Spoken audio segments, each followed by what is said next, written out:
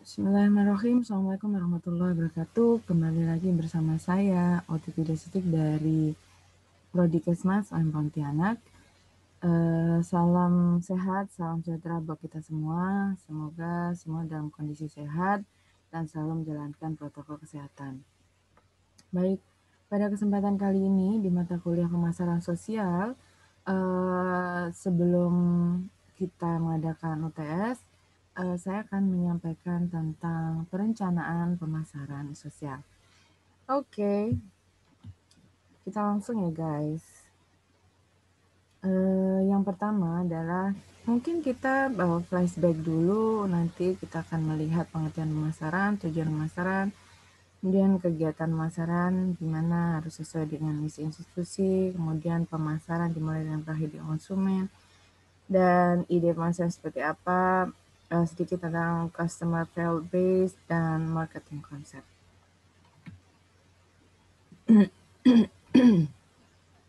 Oke.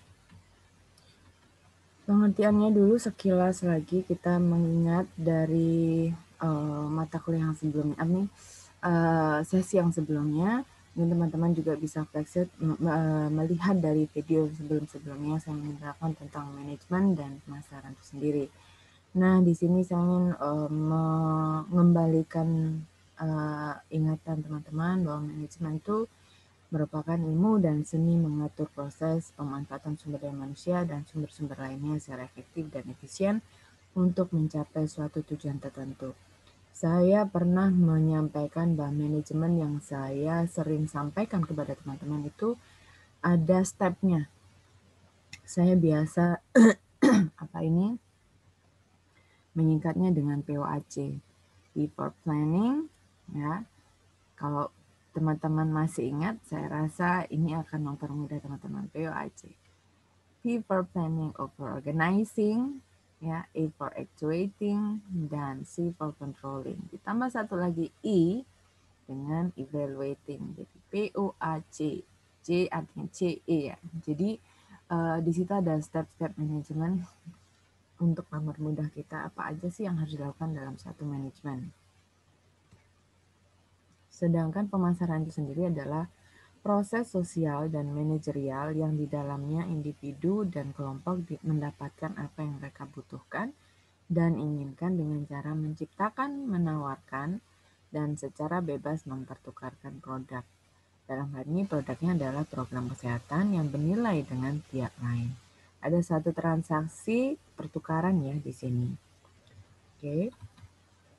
Nah, kita lihat manajemen pemasaran. Kalau digabungkan merupakan proses perencanaan dan pelaksanaan pemikiran penetapan harga, promosi, serta penyaluran gagasan, barang, dan jasa untuk menciptakan pertukaran yang memenuhi sasaran-sasaran individu dan organisasi.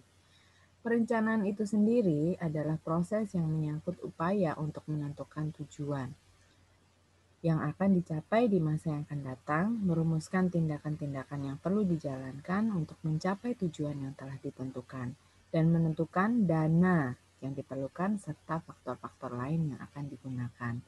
Saya rasa untuk strategi pemasaran yang kita kemarin sempat bahas dengan membahas di dalam STP dan bauran pemasaran, itu akan sangat berperan penting dalam perencanaan ini. Mengingat dalam perencanaan itu POAC ini semuanya akan kita pertimbangkan, termasuk di sini tadi sudah dibahas dalam pengertian perencanaan. Di sini yang perlu kita tentukan adalah selain tindakan-tindakan, ternyata kita juga memerlukan dana, dan itu ada di dalam bauran pemasaran. Minimal 4P kemarin kalau masih ingat ya. Ada produk, ada promotion, ada place, dan ada price. Ya, minimal 4P itu dalam bauran pemasaran itu harus kita rencanakan. Oke. Perencanaan pemasaran adalah satu bagian dari suatu desain kegiatan pemasaran yang akan dilaksanakan untuk mencapai tujuan. Rencana pemasaran sendiri meliputi pengarahan sumber daya pemasaran untuk mencapai tujuan-tujuan pemasaran. Kegiatan ini ditujukan untuk mensegmentasi pasar, ya, pada STP kita sudah paham ya. Kemudian mengenali posisi pasar, positioning. Kemudian meramalkan volume penjualan dan merencanakan pangsa pasar yang cocok untuk tiap-tiap segmen. Ya, untuk volume penjualan ini dalam artian kalau dalam program kesehatan mungkin kita bisa artikan dengan makna yang lain ya. Artinya bagaimana kita bisa mengenlarge atau mereplikasi kegiatan-kegiatan ataupun bahkan memperbesar wilayah dari pelaksanaan program kesehatan yang akan kita pasarkan.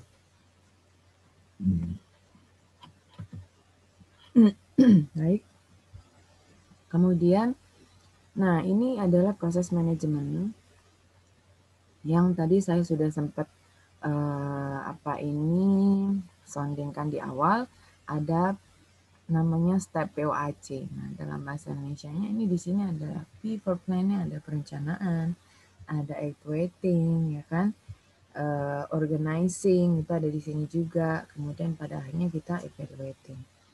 Nah, hal-hal yang seperti ini kita akan jalankan dalam perencanaan pemasaran. Tujuannya apa? Agar kita nanti bisa melaksanakan pemasaran program kesehatan ini tidak hanya pada saat itu saja, tapi bisa dalam jangka waktu yang cukup panjang. Sehingga kita perlu adanya evaluasi. Nah, menentukan tujuan, memilih strategi dan taktik yang sesuai dengan karakteristik masyarakat, makanya kita memerlukan adanya segmenting dan targeting. Menentukan anggaran dan sumber daya lainnya, sehingga kita perlu melaksanakan tadi ya 4P tadi, termasuk di sini adalah price dan promotion. Pengorganisasian di sini, organizing dan activating, kita memerlukan orang-orang yang handal di dalamnya, termasuk bagaimana nanti kita bisa membuat suatu semacam sumber daya yang bisa meneruskan dari program yang sudah kita kenalkan, yaitu dengan cara pengkaderan. Di dalam masyarakat kita membutuhkan orang-orang, kita membutuhkan organisasi yang memang bisa mengoperasionalkan kegiatan-kegiatan atau program-program yang kita jual kepada masyarakat untuk dilaksanakan secara mandiri dengan memperhatikan tentunya anggaran dan lain sebagainya yang sudah kita kenalkan pada saat program kesehatan itu kita kenalkan, sampai pada bagaimana mempromosikan kembali sehingga pelaksanaan program setelah ini kita keluar dari kegiatan utamanya, mereka sudah mampu melaksanakan secara mandiri. Dan bagaimana mengevaluasi itu pun juga perlu kita perhatikan, sehingga umpan balik evaluasi ini bisa menjadi bermanfaat di masa-masa yang akan datang, ya. Sehingga tujuan dari awal, ibaratnya tujuan dari pemasaran sosial itu yaitu bagaimana perilaku manusia yang menjadi sasaran kita ini bisa berubah lebih baik. Oke, kita juga harus memperhatikan visi dan misi bisnis, ibaratnya itu kalau di sini bisnis ya, artinya dalam suatu pemasaran kita juga harus mempunyai visi-visinya. Kita jelas sebenarnya untuk merubah perilaku kesehatan masyarakat sehingga bisa lebih baik dan meningkatkan derajat kesehatan lebih tinggi. Nah, kita pun di sini berarti harus ada satu proses analisis, baik itu internal ataupun eksternal. Tujuan dari pemasaran itu sendiri itu apa?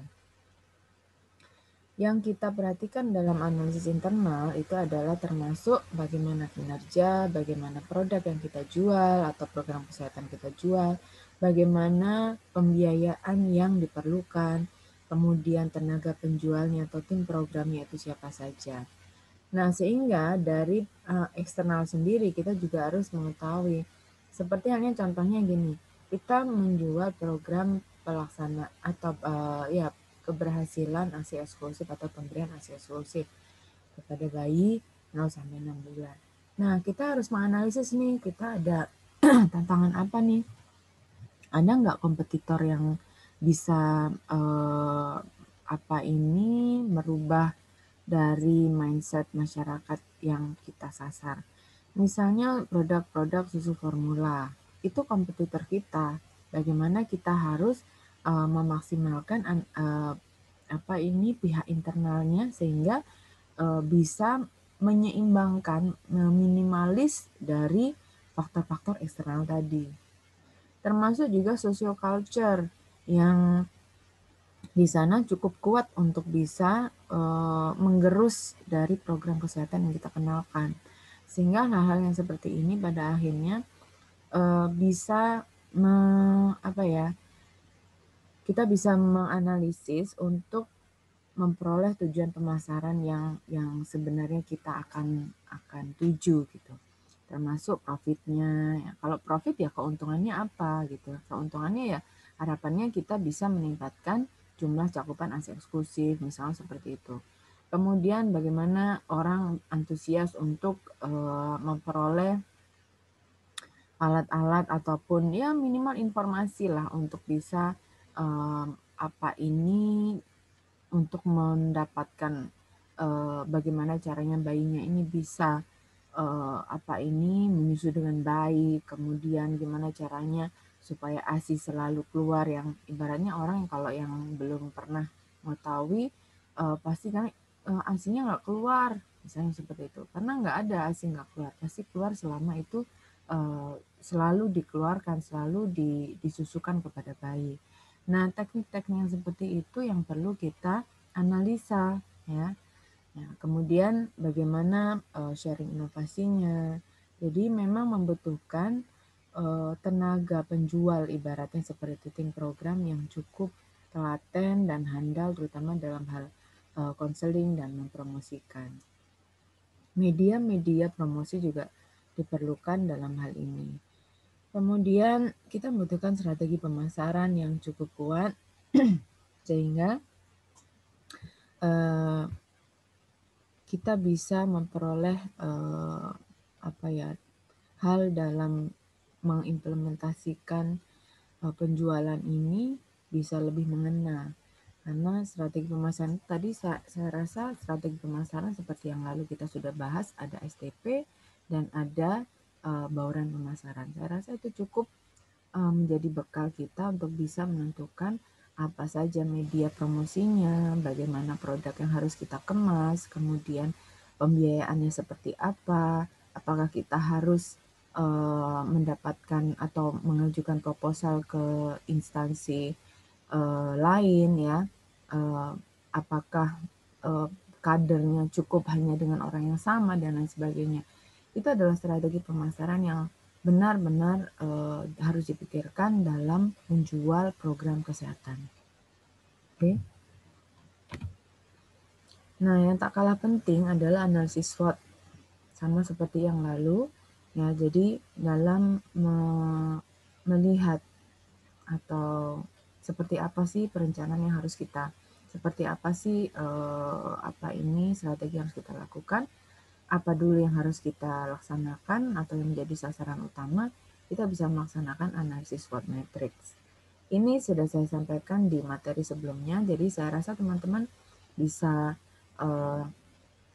apa ini mengulang kembali dan menambah referensi yang lain di luar sana ya untuk melihat bagaimana analisis SWOT matrix ini bisa dijalankan dalam pemasaran sosial bidang kesehatan.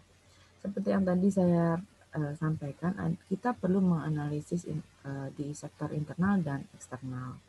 Nah, seperti apa internal ini bisa kita kembangkan sebagai strength atau kekuatan. Strength itu kekuatan.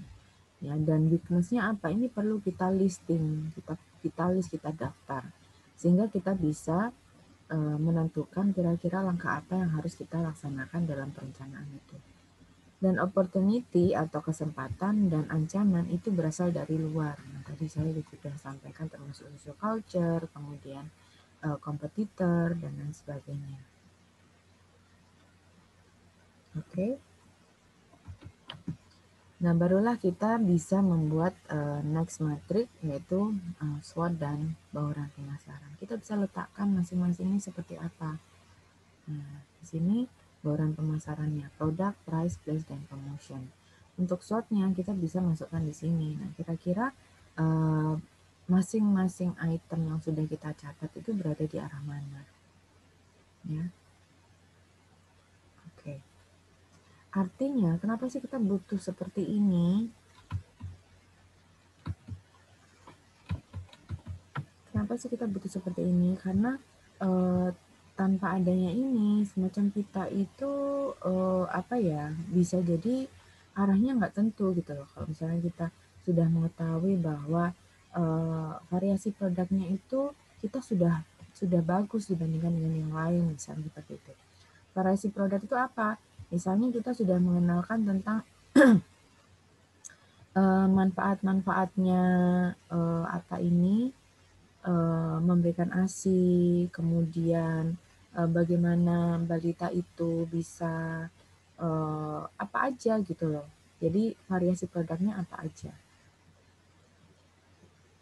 Ya. Kemudian bentuk-bentuk misalnya gini, pemberdayaan kader. Banyak ya produk yang bisa kita kenalkan di sana. Kemudian jam layanan terbatas. Nah, ini kelemahannya nih. Kalau ini letaknya strategis karena mungkin pusat dari persatuan ibu-ibu menyusui di wilayah A ini dekat dengan keramaian misalnya. Nah, orang jadi tertarik gitu price-nya. Ini tidak ada promosi kekuatannya.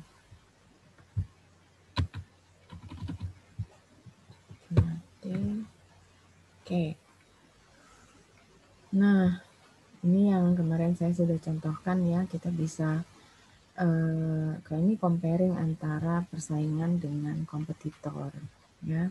Jadi teman-teman bisa membuat yang seperti ini ya. Kita bisa membuat satu action plan bagaimana sebaiknya yang termasuk di dalam yang bisa kita masukkan dalam perencanaan pemasaran. Apa sih yang menjadi poin utama dalam perencanaan kita? Oke.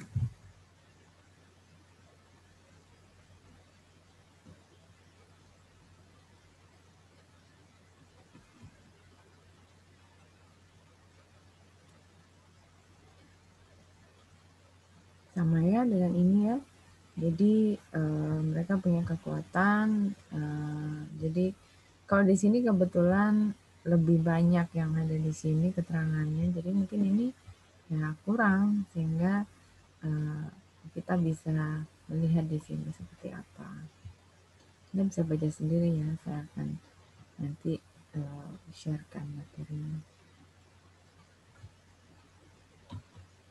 Oke, terima kasih. Seharusnya cukup sekian dari saya. Mudah-mudahan teman-teman bisa memahami. Jika ada pertanyaan, boleh layangkan di kolom komen di Classroom. Mohon maaf jika ada kekurangan. Saya cukupkan untuk saat ini. Terima kasih. Assalamualaikum warahmatullahi wabarakatuh.